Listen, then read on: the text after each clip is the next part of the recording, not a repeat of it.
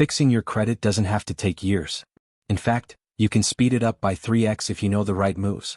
This is credit repair on steroids. Let's dive in. Step 1. Pull all 3 credit reports. Start with the basics.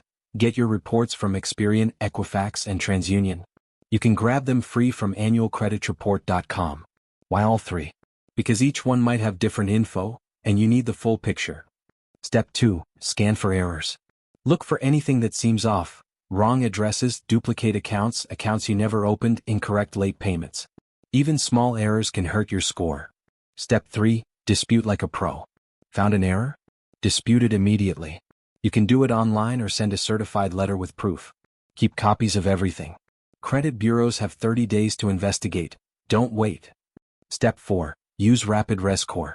Here's the secret sauce: Rapid Rescore. If you've paid off a balance or fixed something, Rapid Rescore lets your lender update your credit file in just a few days. It's often used during mortgage approvals, but you can use it for a fast boost anytime. Step 5. Add positive data. Don't just fix the bad, build the good. Get a secured credit card. Report your rent and utilities using services like Experian Boost or Rent Reporters.